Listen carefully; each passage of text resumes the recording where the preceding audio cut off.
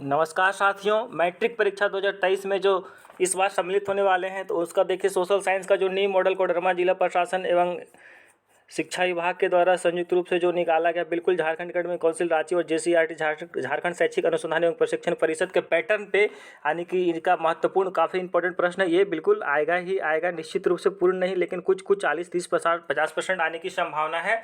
तो मैंने social science का मॉडल सेट 1, 2, 3 अपलोड कर दिया हूं और ये चौथा और अंतिम मॉडल सेट है जिसको आज मैं आप लोग को सॉल्व करके बता रहा हूं। तो बिल्कुल विलंब किए मैं 1 नंबर प्रश्न पे आता हूं, लेकिन इसके पहले एक रिक्वेस्ट है कि प्लीज़ आप लोग जो मेरे चैनल्स में नए हैं, मेरे चैनल में नए हैं, प्लीज़ आप लोग मेरे चैनल को सब्सक्राइब कर दीजिएगा, लाइक कर दीजिएगा, कमेंट कर दीजिएगा और अधिक से अधिक दोस्तों को वीडियो शेयर कीजिएगा। पहला प्रश्न है कि अर्नेस्ट रेनन कौन था। तो अर्नेस्ट रेनन जो है वह एक फ्रांसीसी दार्शनिक था। इसका सही उत्तर हो जाएगा बी। दूसरा है, देखिए, जब फ्रांस सीखता है तो बाकी यूरोप को सर्दी जुकाम हो जाता है। किसने कहा था? बार बार ये प्रश्न रिपीट कर रहा है, यह मेटरनिक ने कहा था। दूसरा का सही उत्तर हो जाएगा बी। मेटरनिक कौन था? मेटरनिक ऑस्ट्रिया का चांसलर था। तीसरा नंबर का प्रश्न है कि राष्ट्रवाद की पहली अभिव्यक्ति किस क्रांति के साथ हुई। तो राष्ट्रवाद की पहली अभिव्यक्ति जो है फ्रांसीसी क्रांति 1789 1789 के क्रांति के साथ हुई। सही उत्तर हो जाएगा बी। अब चौथा नंबर का प्रश्न है, दुनिया में पहली भूमिगत रेल का निर्माण कहाँ हुआ था। तो दुनिया में पहली भूमिगत रेल का निर्माण लंदन में हुआ था। तो इसका सही उत्तर हो जाएगा सी। अब पांचवा है, देखिए, यह भी प्रश्न बार बार पूछ रहा है, यंग इटली एवं यंग यूरोप। हमेशा यंग इटली पूछता था, लेकिन इसमें यंग यूरोप भी पूछ रहा है। यंग इटली एवं यंग यूरोप नामक भूमिगत क्रांतिकारी संगठन की स्थापना किसने की थी। तो ये मैत्सिनी ने की थी, जियोसेपे मैत्सिनी ने की थी।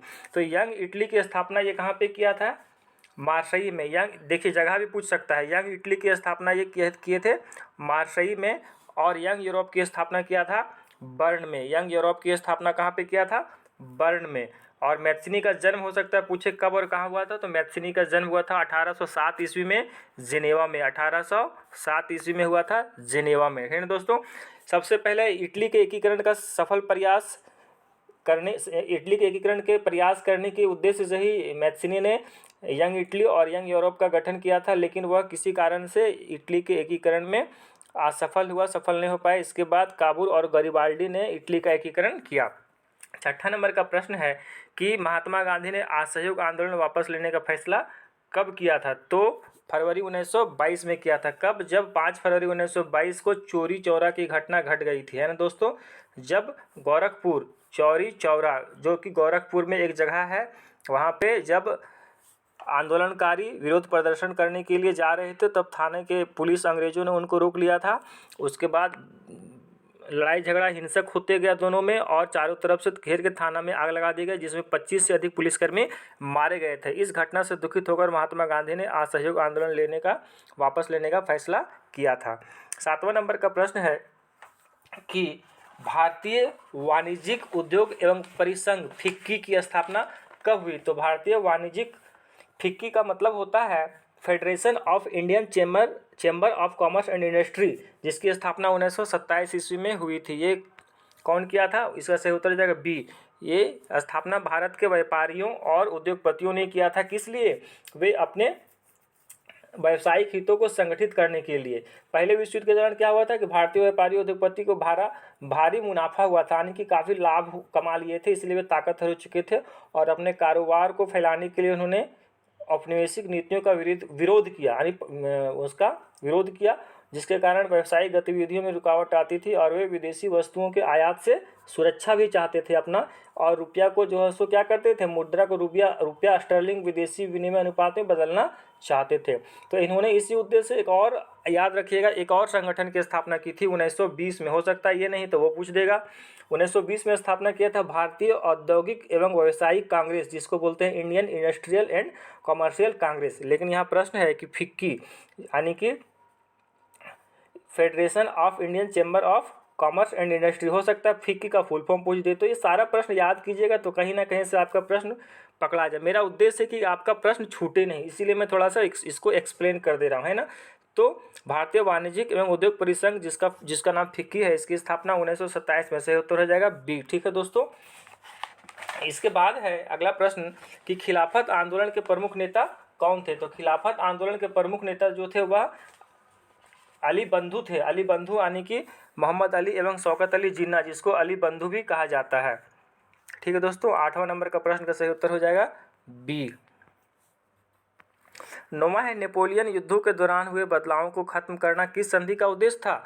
तो वियना संधि का उद्देश्य था। सही उत्तर हो जाएगा नौवां का बी, क्योंकि जब नेपोलियन को 1815 ईस्वी में वाटरलू का युद्ध हुआ था, उसमें से नेपोलियन को चार देशों ने मिलकर हराया था, जैसे ब्रिटेन, रूस, पर्सा और ऑस्ट्रिया।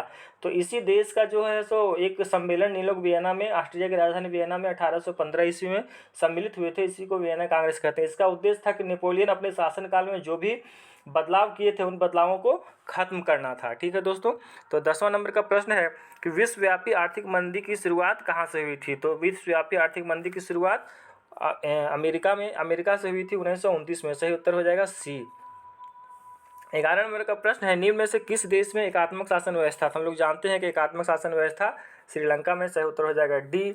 अब 12 नंबर का प्रश्न है कि निम्नलिखित में से कौन सुमेलित नहीं है? तो 12 नंबर का सही प्रश्न, सुमेलित कौन नहीं है?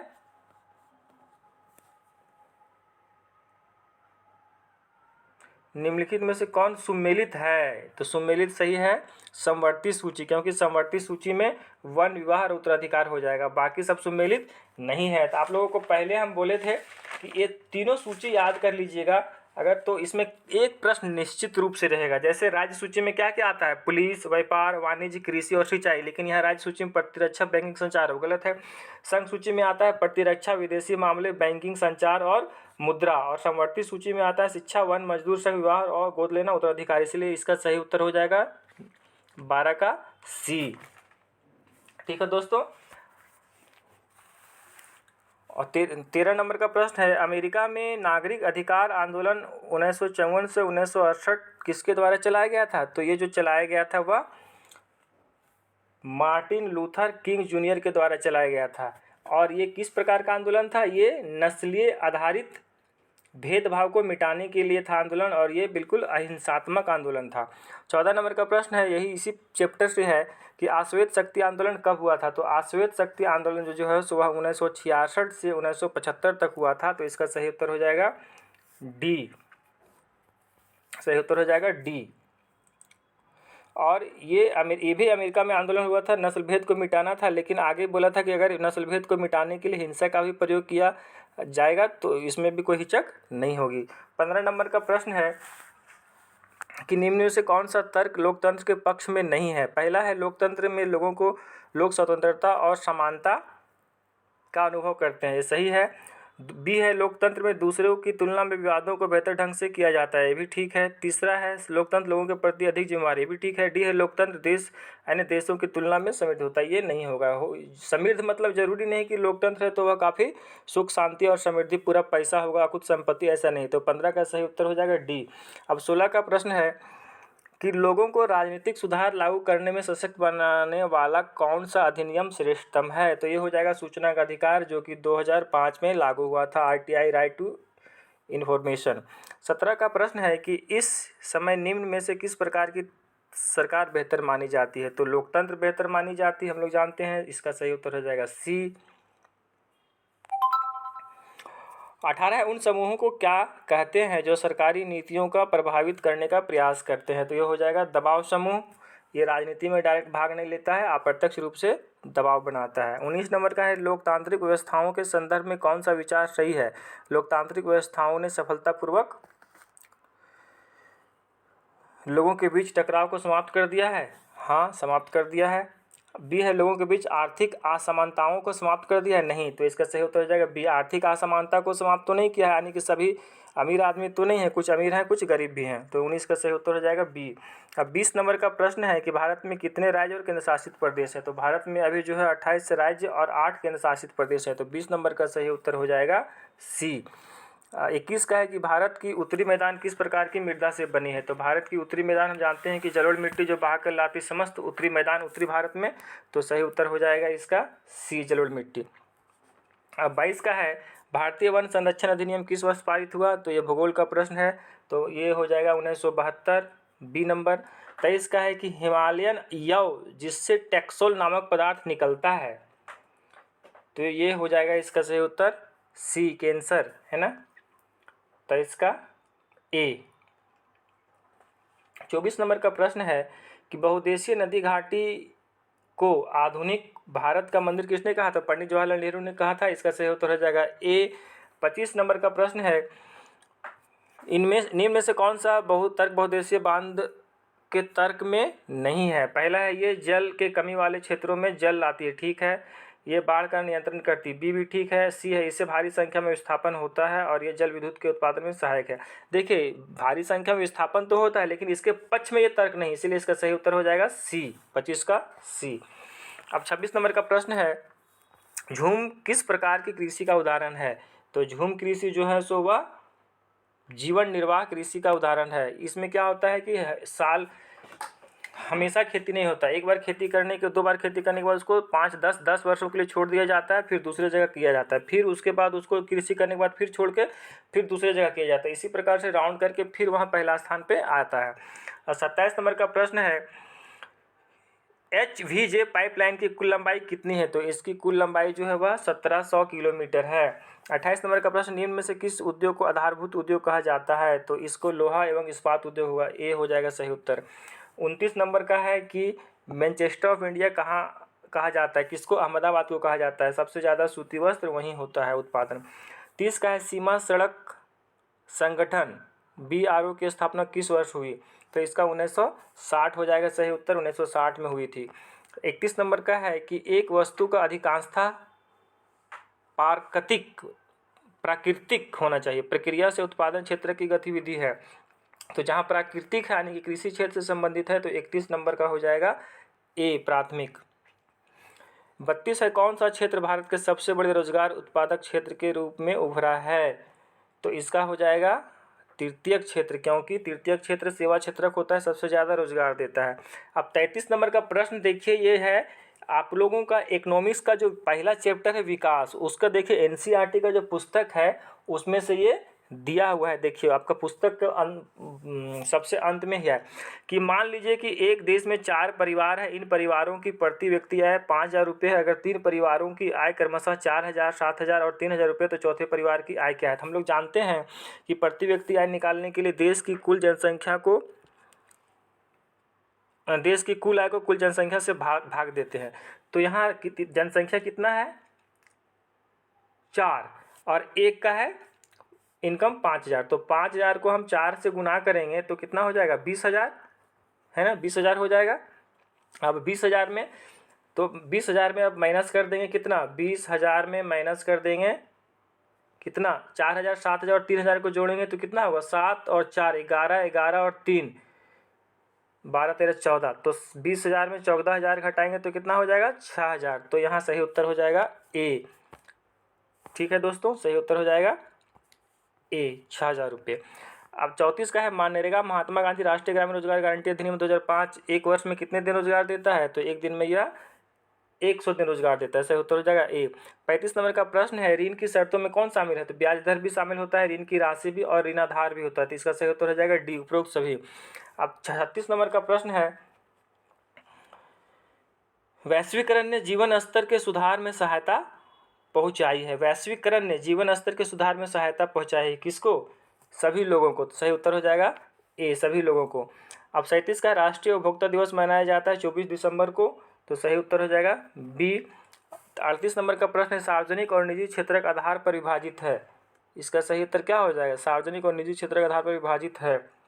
तो 38 नंबर का प्रश्न है, तो इसका सही उत्तर है रोजगार की शर्तों, आर्थिक गतिविधि का स्वभाव, उद्यमों का स्वामित्व, उद्यम से नियोजित श्रमिकों की संख्या। तो इसका 38 नंबर का सही हो जाएगा सी, उद्यमों का स्वामित्व। अब 39 नंबर का प्रश्न है कि आभूषणों की गुणवत्ता प्रमाणन हेतु कौन सा हॉलमार्क का उपयोग होता है? तो इसका एक मार्क होता है, सही उत्तर हो जाएगा ए।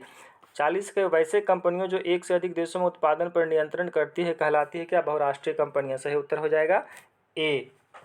ठीक है दोस्तों, तो ये हुआ आपका 40 अंक का MCQ मल्टीपल चॉइस क्वेश्चन, बहुविकल्पीय प्रश्न।